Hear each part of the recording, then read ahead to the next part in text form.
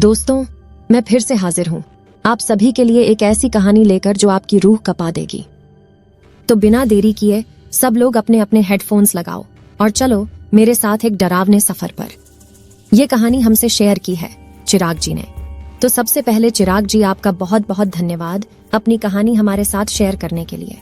चिराग जी बताते हैं कि हम लोग शहर में रहते थे। आज हमारा पूरा परिवार गांव जाने वाला था। पापा ने ट्रेन की टिकट भी बुक करवा ली थी। जिस दिन हमारी ट्रेन थी उस दिन हम लोग समय रहते ही न्यू दिल्ली रेलवे स्टेशन पहुंच गए। ट्रेन रात को 8 बजे की थी और हम 7 बजे ही पहुंच गए थे।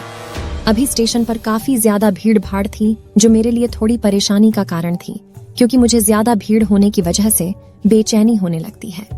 फिर जब 1 घंटे के बाद ट्रेन आई तो ट्रेन में भी और ज्यादा भीड़ हो गई, जिससे मेरी परेशानी कम होने की बजाय और भी बढ़ गई थी। खैर, पापा ने कहा जब ट्रेन चलेगी तो भीड़ थोड़ी कम हो जाएगी, अभी तुम ऊपर सीट पर जाकर लेट जाओ। फिर मैं पापा के कहने पर ऊपर सीट पर जाकर लेट गया और तभी ट्रेन चलने लगी। तकरीबन 10 बजे के आसपास जाकर ट्रेन में थोड़ी शांति हुई और फिर हम सब ने रात का खाना खाया जो हमने पहले ही ऑर्डर कर दिया था, और इसके बाद हम सब सो गए। दोस्तों, लगभग रात के 2 बजे अचानक ही मेरी नींद खुल गई। उस वक्त ट्रेन में सन्नाटा पसरा हुआ था और सभी लोग सो रहे थे। ट्रेन में सिर्फ नाइट लाइट ही जल रही थी। मेरा एकदम से वॉशरूम जाने का मन किया और तभी मैं वॉशरूम जाने के लिए सीट से नीचे उतरा।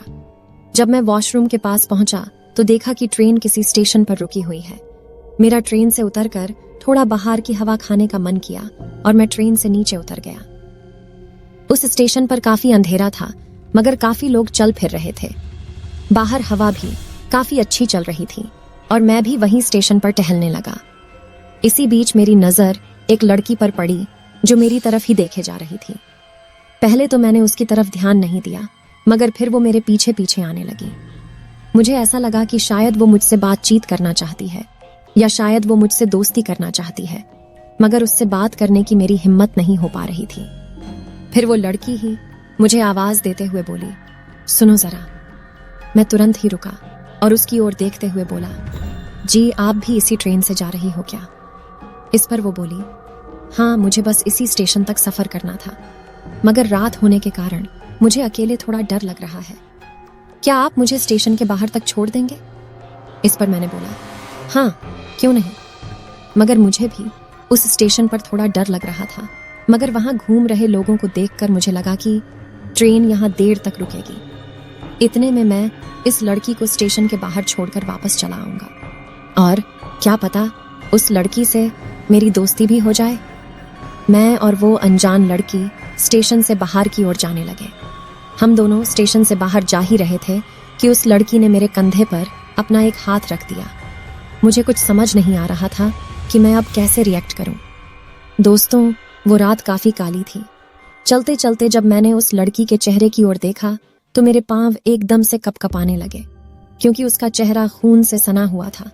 उसका एक हाथ आधा कटा हुआ था। दोस्तों, उस लड़की ने मेरी गर्दन में अपने लंबे लंबे नुकीले नाखून घुसा दिए थे। मैं चिल्लाने की कोशिश कर रहा था, पर मैं ऐसा नहीं कर पा रहा था। मैंने देखा कि वो स्टेशन अचानक एकदम से सुनसान हो गया है। मैं अपने घुटनों के बल नीचे बैठ गया। वो लड़की धीरे धीरे मेरा गला दबाने लगी। दोस्तों, मेरी सांस अब उखड़ने लगी थी। मेरे चेहरे पर पसीना ही पसीना हो गया था। तभी मेरे पापा और उनके साथ कुछ लोग चिल्लाते हुए ट्रेन से बाहर आ गए। उनके चिल्लाते ही वो लड़की एकदम से हवा में गायब हो गई। मगर दोस्तों, मैं काफी जख्मी हो चुका था। मेरी गर्दन से खून बह रहा था जो कि बंद ही नहीं हो रहा था। मैं बस बेहोश होने ही वाला था कि ट्रेन में सफर कर रहे एक डॉक्टर ने मेरी मदद की। उस रात लगभग हमारे साथ पूरे कोच के यात्री जगह रहे।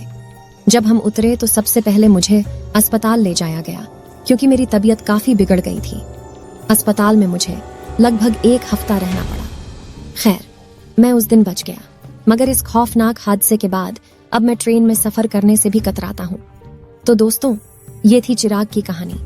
मुझे आशा है कि कहानी आपको पसंद आई होगी। तो अपना एक लाइक और अपनी कहानी कमेंट बॉक्स में ड्रॉप करें। क्या पता इस चैनल पर अगली कहानी आपकी हो। तब तक के लिए इस चैनल को सब्सक्राइब करके ऐसी ही दिल दहला देने वाली कहानियों का मजा। धन्यवाद। Take care.